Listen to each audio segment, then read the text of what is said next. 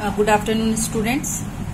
आज हम लोग पार्ट 8 कला का सम्मान मीन्स किसी भी कला की कद्र करना के बारे में पढ़ने जा रहे हैं। और यह एक नाटक है और इस नाटक में बताया गया है कि लड़का हो या लड़की दोनों समान होते हैं, दोनों का उतना ही महत्व है, दोनों एक जैसे काम कर सकते हैं। लेकिन इस कहानी इस नाटक में पिता की सोच कुछ अलग है और बाद में उसकी सोच किस प्रकार बदलती है इसके बारे में हम लोग जानेंगे।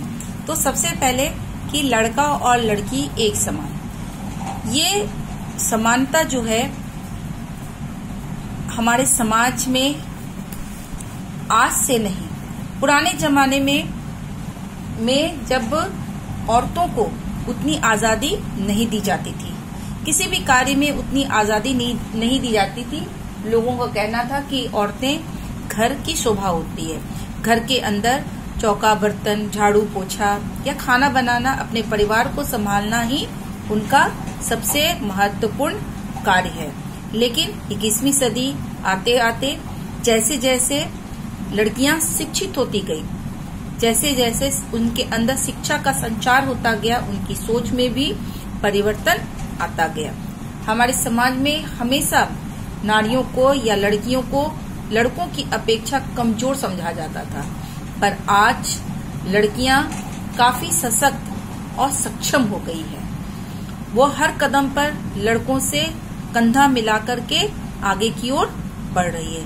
किसी भी क्षेत्र में, चाहे वो पढ़ाई हो, चाहे खेल हो, चाहे वो राजनीति हो, हर क्षेत्र में वह लड़कों के बराबर चल रही है और अपने अधिकार की मांग करती है। आज लड़कियां वो पुराने जमाने वाली नहीं, घर के अंदर कैद रहने वाले नहीं, आज अपने अधिकार के लिए वह आगे बढ़ चढ़कर हिस्सा लेती है। तो इन्हीं के संदर्भ में एक छोटी सी 4 लाइन की पंक्ति मैं बताना चाहूंगी, उसके बाद हम लोग पाठ की शुरुआत करेंगे। लड़का लड़की को एक समान समझो, लड़की को भी देश की आन या शान समझो, ना तुम लड़की को किसी से कमजोर समझो, देश की तरक्की का एक जरिया समझो। आज हमारा देश उन्नति के शिखर पर पहुंच गया है और इस उन्नति के शिखर में हमारे देश की लड़कियों का भी उतना ही योगदान है जितना कि लड़कों का। तो चलिए हम लोग पाठ की शुरुआत करते हैं। पाठ में पहला दृश्य है एक साधारण सा घर, घर के बाहर किशन बैठा मिट्टी की मूर्तियां बना रहा है, पास ही मिट्टी का लोंदा रखा है, वहीं उसकी 12 वर्ष की बेटी लक्ष्मी बैठी है। यह एक साधारण सा परिवार है और उस परिवार में किशन नाम का एक पिता है जो मिट्टी की मूर्तियां बना रहा है और वहीं पर उसकी 12 वर्ष की बेटी बैठी हुई वह मूर्तियों को बनते हुए देख रही है। लक्ष्मी, बाबा मुझे भी सिखाओ ना खिलौने बनाना, मैं भी आपकी तरह सुंदर खिलौने बनाऊंगी। किशन, अरे तुझे, अरे लड़कियां कभी मूर्ति खिलौने नहीं बनाती। लक्ष्मी, क्यों नहीं, मुझे अगर सिखाओगे तो मैं भी बना सकूंगी। किशन, नहीं, लड़कियों को यह काम नहीं सिखाया जाता, जब बबुआ बड़ा हो जाएगा उसे सिखाऊंगा। यहाँ पर लक्ष्मी जो किशन की बेटी थी वो कहती है कि मुझे भी मूर्ति बनाना तुम सिखाओ, लेकिन किशन कहता है कि नहीं, मैं लड़कियों को मूर्ति बनाना नहीं सिखाऊंगा, मैं तुम्हें नहीं बताऊंगा। तो वो कहती कि मुझे भी सिखाओ, मुझे भी बनानी है। तो किशन कहता है कि नहीं, मैंने एक बार कह दिया कि मैं लड़कियों को काम नहीं सिखाता, जब मेरा बेटा बबुआ बड़ा हो जाएगा तो मैं उसको ये काम सिखाऊंगा। लक्ष्मी, बबुआ तो बहुत छोटा है, तब तक मुझे सिखाओ ना बाबा। किशन, कह तो दिया लड़की को नहीं सिखाते। लक्ष्मी, पर क्यों? किशन, नहीं सिखाते, बस सिखाकर फायदा क्या, कुछ सालों में शादी करके तू चली जाएगी। कहा कि मैंने एक बार कह दिया कि मैं तुझे नहीं सिखाऊंगा, जब मेरा बबुआ बड़ा हो जाएगा तब मैं उसे सिखाऊंगा। तो लक्ष्मी कहती है कि बबुआ तो बहुत छोटा है, तब तक तुम मुझको सिखा दो। तो किशन क्या कहता है कि नहीं, मैं तुम्हें इसलिए नहीं सिखा रहा हूँ क्योंकि सिखाने के बाद तो तुम्हारी शादी हो जाएगी और तुम अपने घर चली जाओगी, है ना। तो लक्ष्मी कहती है तो क्या हुआ, माँ भी तो शादी करके आपके घर आई थी और मिट्टी मिलाने में और खिलौने पकाने में आपकी मदद करती है।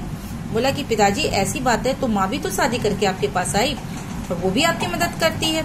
तो किशन कहता है हाँ, औरतों और लड़कियों का काम सिर्फ मदद करना है। लक्ष्मी पर क्यों, मूर्ति बनाकर भी तो मदद की जा सकती है और मैं तो आपको देख कर बना लेती हूँ। बोला कि क्यों पिताजी, ऐसा क्यों कि लड़कियां सिर्फ मदद करने का काम करती है, तो मैं भी तो मदद करना चाह रही हूँ, मैं भी आपके साथ आपकी मदद करूंगी और मैं भी आपको देख कर के मूर्ति बना लूंगी। तो किशन कहता है तुम और मूर्ति बनाती हो, चिड़िया बनाने लगोगी तो चूहा बना डालोगी और घोड़े की जगह गधा, बड़ी आई मूर्ति बनाने वाली। तो उसके पिता व्यंग से कहता है तुम मूर्ति बनाओगी, तुम तो चिड़िया बनाने जाओगी तो चूहा बन जाएगा और घोड़ा बनाने जाओगे तो गधा बन जाएगा। लक्ष्मी बनाती हूँ, इनमें से कुछ मूर्तियाँ मेरी भी है, पहचान सकते हो कौन सी मेरी बनाई हुई है? नहीं ना, तो फिर क्यों नहीं सिखाते मुझे? बोला कि मैं बनाती हूँ मूर्तियाँ, तुम्हारी मूर्तियों के साथ मेरी भी मूर्ति पड़ी हुई है, तुम पहचान सकते हो कि मेरी कौन सी मूर्ति है? किशन बोलता है कह तो दिया कि नहीं सिखाऊंगा और खबरदार जो कभी हाथ लगाया मिट्टी को। वो गुस्सा करके बोलता है मैंने एक बार कह दिया कि नहीं सिखाऊंगा और तुम मेरी मिट्टी को हाथ भी नहीं लगाओगी। माँ क्यों चिल्लाकर अपनी खांसी बढ़ा रहे हो? किशन तुम्हारी बेटी पीछे पड़ी है, मूर्तियां बनाने सिखाओ। माँ लक्ष्मी अपने बाबा को तंग मत कर। लक्ष्मी तंग कर रही हूँ माँ, सिखाने के लिए कह रही हूँ। तो उसी समय उसकी पत्नी जो है बेटी और पिता के वार्तालाप को सुन रही थी, वो आके बोलती क्यों चिल्ला कर अपना खांसी बढ़ा रहे हो? तो किशन कहता है कि तुम्हारी बेटी तो मेरे पीछे पड़ गई है, कहती है मूर्ति बनाना सिखाओ।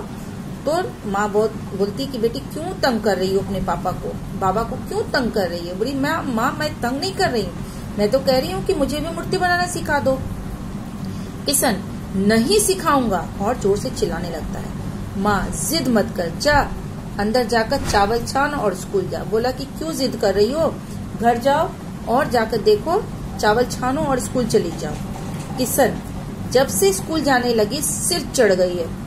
माँ स्कूल जाने से पढ़ना लिखना भी तो आने लगा है। उस दिन जब आपके व्यापारी के हिसाब में गलती पकड़ी थी किशन और उसे नाराज कराया, मैंने ना मनाया होता तो हमारी मूर्तियाँ और खिलौने यहीं पड़े रह जाते। बोले कि जब से ये लड़की स्कूल जाने लगी है तब से इसका मन बहुत बढ़ गया है और बढ़ चढ़ के बातें करी, सिर चढ़ गई है लड़की। तो बोला कि क्यों स्कूल जाने लगी है तो कुछ तो पढ़ लिख रही है और तभी तो आपकी व्यापार की गलती पकड़ी, व्यापारी ने आपका हिसाब वाला गलत किया था। बोला हाँ इसने गलती तो पकड़ी लेकिन व्यापारी तो नाराज हो गया था, अगर मैं उसे नहीं मनाता तो आज जितनी भी मूर्तियां मैं बनाया हूँ सब यहीं पड़ी रह जाती। माँ अच्छा अब छोड़ो भी, आओ रसोई में मैं तुम्हें काढ़ा देती हूँ, उसे पीकर तनिक आराम कर लो। बोली कि अच्छा छोड़ो अब बहस मत करो, आओ मैं तुम्हें काढ़ा बनाती हूँ और पी करके तुम आराम कर लो। किशन उठता है, 2 कदम चलकर गिर पड़ता है और किशन जैसे ही उठता है वो गिर पड़ता है। माँ लक्ष्मी जल्दी आओ, और माँ जो है वो जोर से क्या करती है, चिल्लाने लगती है। और किसको बुलाती है? लक्ष्मी को, कि लक्ष्मी जल्दी आओ तुम्हारे बाबूजी गिर गए हैं। लक्ष्मी क्या हुआ? बापू को तेज बुखार है, मैं अभी डॉक्टर साहब को बुलाती हूँ। डॉक्टर इनको अस्पताल ले जाना है। माँ पर कैसे ले जाएंगे इतनी दूर? लक्ष्मी माँ मैं देखती हूँ, रामू काका से बैलगाड़ी में पहुँचाने के लिए कहती हूँ। डॉक्टर साहब बापू अच्छे हो जाएंगे ना? अब लक्ष्मी जब जाती है वहाँ देखती है कि उसके बापू गिरा हुआ है, तो क्या देखती है कि बापू को बहुत तेज बुखार है, बुखार से बहुत तप रहा था इसलिए वो गिर गया। तो बोलती है कि माँ रुको मैं अभी डॉक्टर को बुलाकर लेके आती हूँ। तो डॉक्टर जैसे ही आता है वो देखता है और कहता है कि इसको तो अब अस्पताल ले जाना पड़ेगा। तो माँ बोलती है कि भाई अस्पताल हम कैसे ले जाएंगे, बहुत दूर है। तो लक्ष्मी बोलती है कोई बात नहीं माँ, मैं रामू काका की बैलगाड़ी से बोलती हूँ कि उसको पहुँचा दे। और बोलती है डॉक्टर साहब बापू अच्छे हो जाएंगे ना।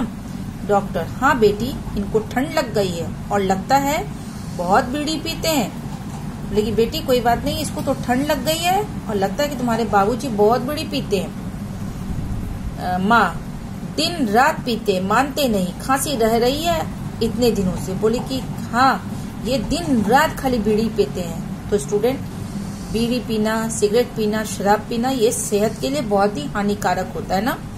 तो ये दिन रात पीता था, इसलिए बहुत इसको खांसी हो रही थी। डॉक्टर इसलिए इन्हें अस्पताल में रखेंगे। तो बड़े डॉक्टर साहब पीने नहीं देंगे, दवाई मिलेगी और जल्दी ठीक हो जाएंगे। बोला कि ठीक है, इसको हम अस्पताल ले जाएंगे, बड़े डॉक्टर साहब के सामने ये नहीं पिएगा और जब हम दवाई देंगे तो ये जल्दी ठीक हो जाएंगे।